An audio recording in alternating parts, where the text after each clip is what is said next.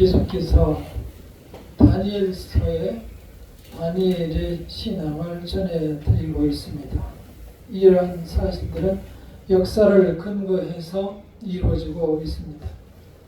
성경에 나와 있는 지난 시간까지 말씀드렸던 바벨론의 느부갓네살 왕이 돌아가시고 약 25년이 지난 상태입니다.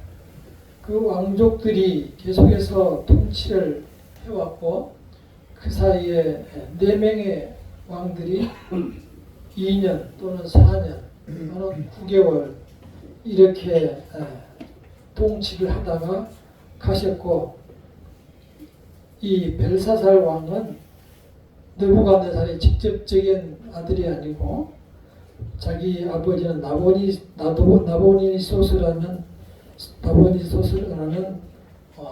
왕이었는데, 그 왕은 계속 전쟁 때문에 전쟁터에 나가 있고, 그래서 이 벨사살 아들인 왕이 통치하는 시기였습니다. 아시다시피 그 왕들은 엄청나게 큰 땅을 다스리고 있었고 수많은 민족을 다스리고 있었고 세상에 있는 모든 영화를 누리고 있었습니다. 오늘 읽은 본문과 같이 귀족과 후궁과 왕비와 1000여 명이 왕궁에 모여서 지금의 청와대와 같은 그런 왕궁에 모여서 대잔치를 베풀고 있습니다. 하필이면 그 술잔을 무엇으로 썼습니까? 예루살렘 성전에서 빼앗아온 금술잔으로 사용하였습니다. 이러한 극단적 타락에 대해서 하나님께서는 그냥 넘어가지 않습니다. 극단적으로 징계를 하십니다. 술기운이 그들은 이렇게 올랐을 때 또 무슨 짓을 하냐면은 자기들이 믿는 여러 신들에 대해서 또 섬기고 찬양하고 절하고 이렇게 경배를 합니다. 금으로 만든 신, 은으로 만든 신, 구리로 만든 신, 쇠로 만든 신, 또는 나무로 돌로 깎아 만든 그러한 신에게 절을 하는 것이 이들의 신앙이고 관습이었습니다. 아마 동남아 같은 데 가보면은 여러 돌로 만든 그러한 불탑이나 이런 탑을 보면은 그러한 여러 신들의 모양이 새겨져 있는 것을 볼 수 있을 겁니다. 그러한 극단적인 타락, 하나님의 성전의 그릇을 갖다가 술잔으로 사용해서 잔치를 베풀고 있는 사실에 대해서 하나님이 엄청 분노하신 것 같습니다. 그러한 잔치 중에 딱 손만 보이는데 이렇게 등잔이 있고 등잔 너머에 벽이 있는데 그 하얀 회벽에 손가락이 나와서 글을 쓰는 거예요. 메네 대겔 우바르신.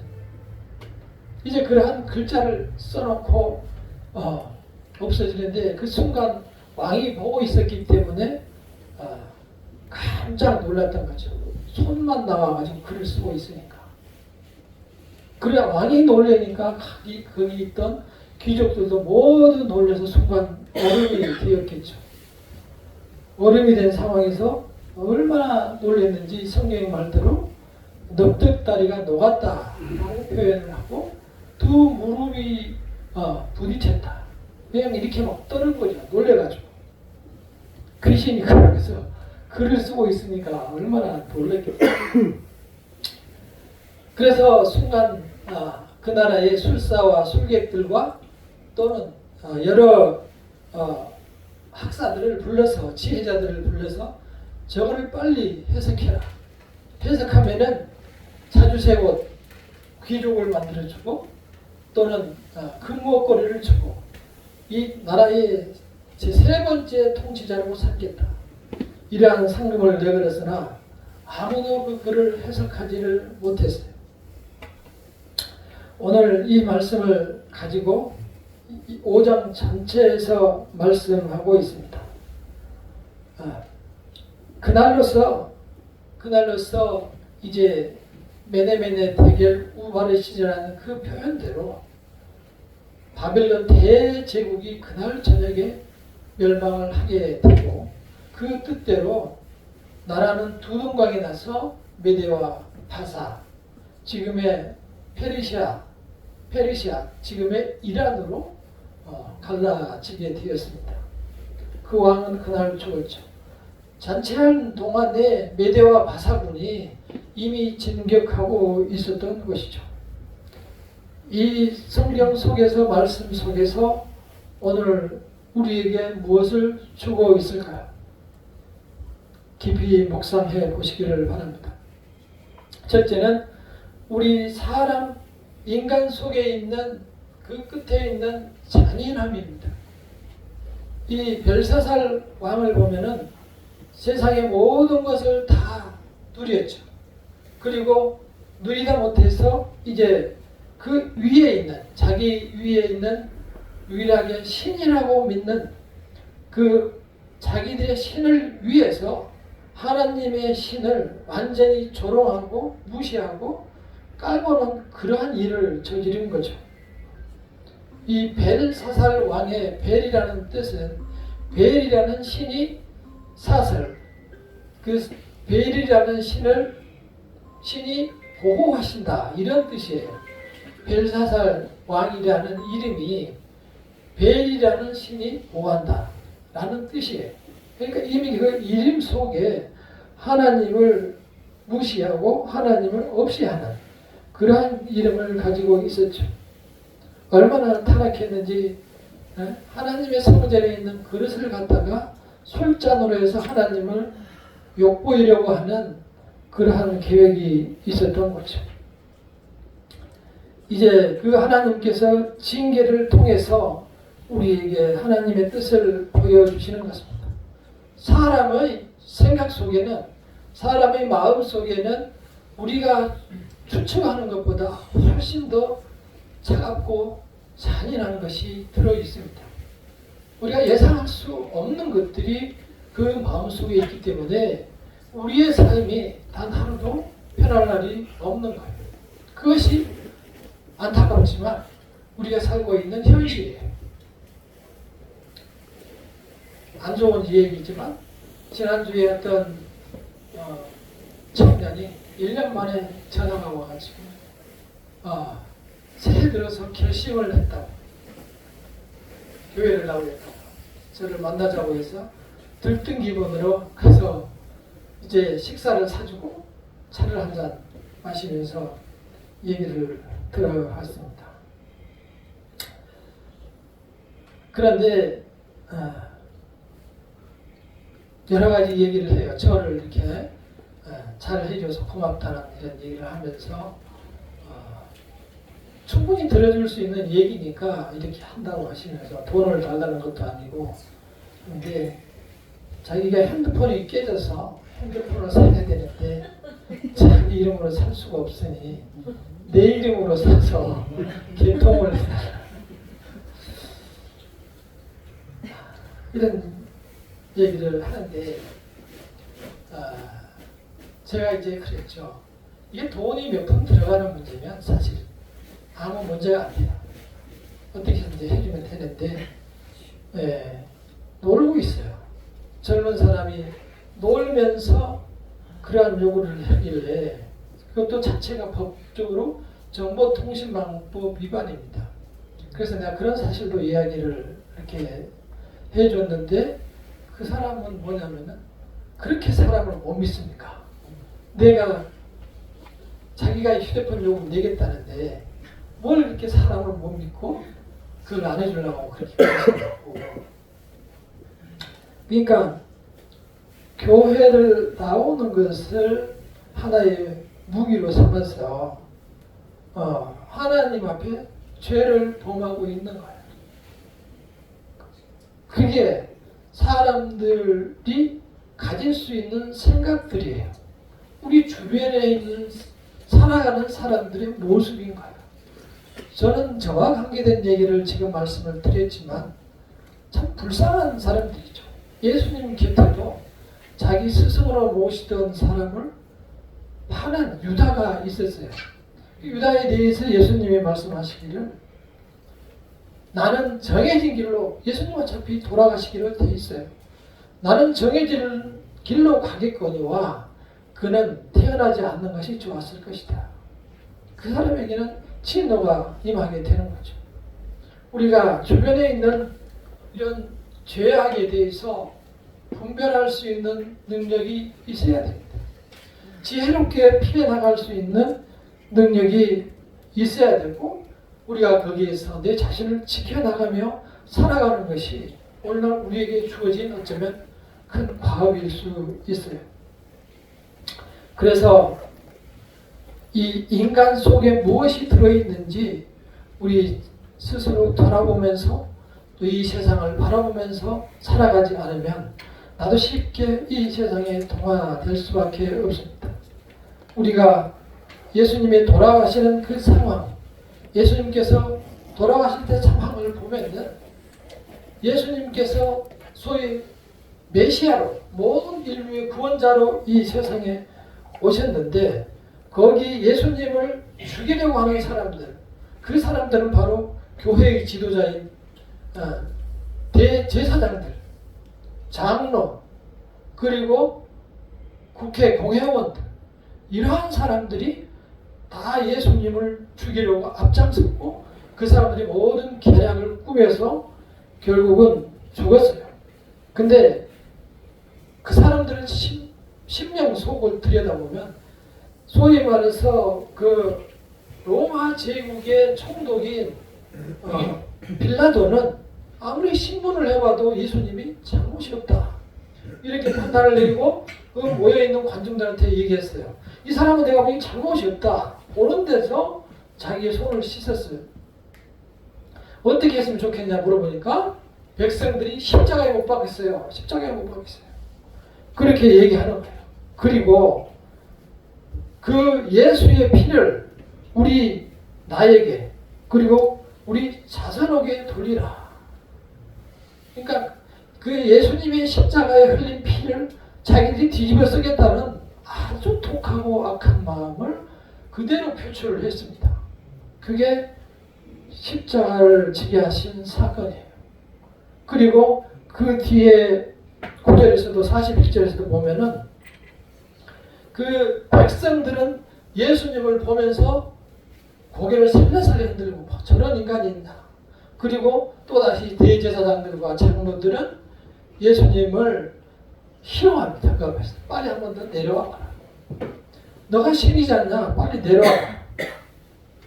그러나 예수님은 그때 당시에 내려올 수 없어서 안 내려온 것이 아니고 왜 안 내려왔어요? 우리의 죄를 끝까지 청산을 해야 되기 때문에 우리의 죄를 대속하러 이 세상에 오셨기 때문에 우리의 연약함을 감당하러 오셨기 때문에 끝까지 그 십자가 위에서 자기의 본분을 다 하신 거예요. 그래서 돌아가실 때 다 이루었다라고 하신 거예요. 그리고 저들이 하는 짓을 알지 못하니 저들의 죄를 용서해 주십시오. 이게 예수님의 고백이었습니다.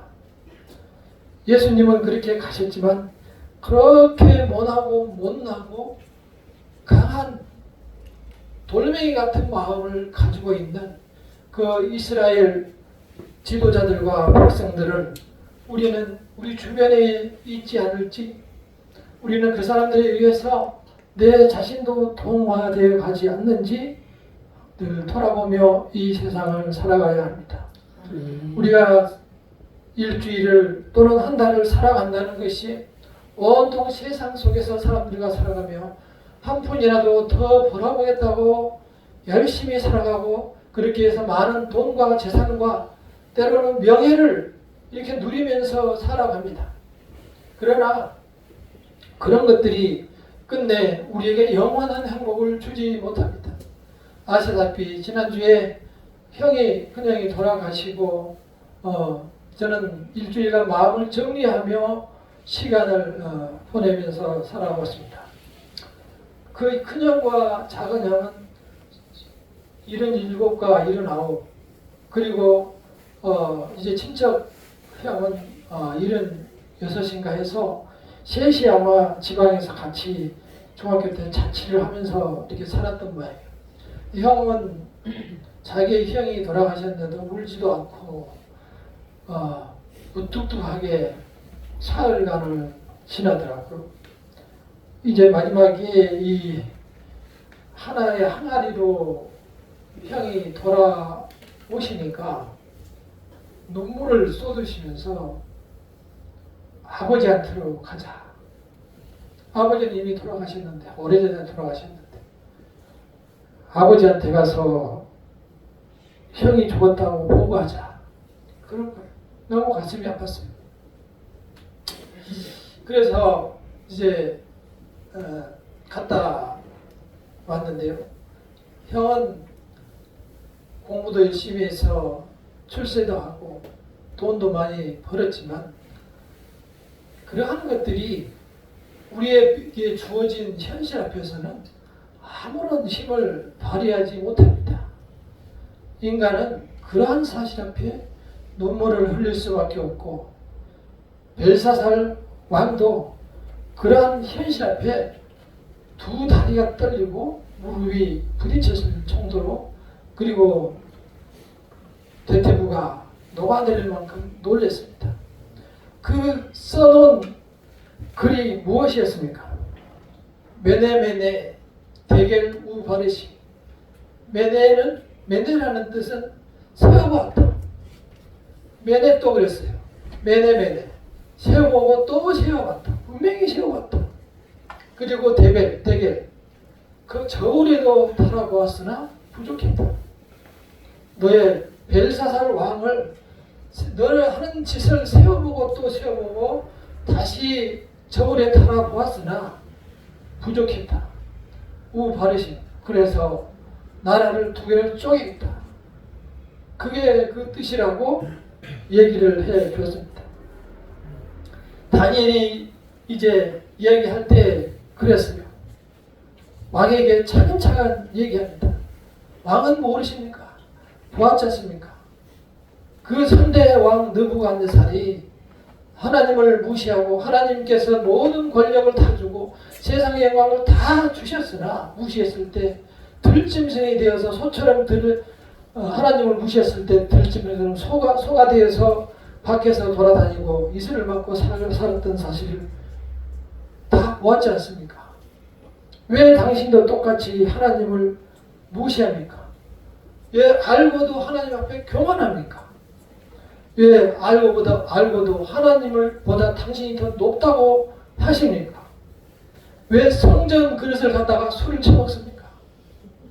그렇게, 그리고 침을 뱉듯이 조롱하듯이 금과 은과 돌과 나무로 만든 그러한 우상 앞에 절을 하고 있습니까?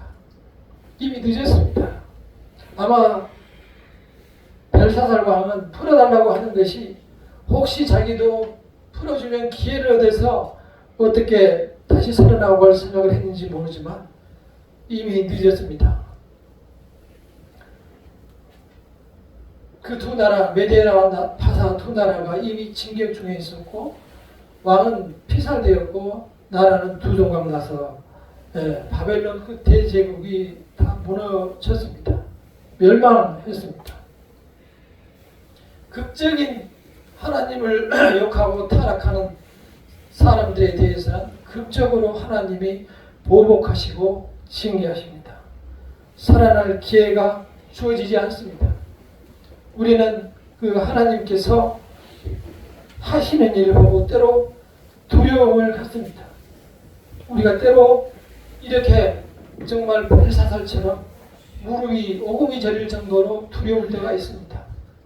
그러나 두려워하지 마십시오. 그 다니엘이 하나님이 우리의 하나님이십니다.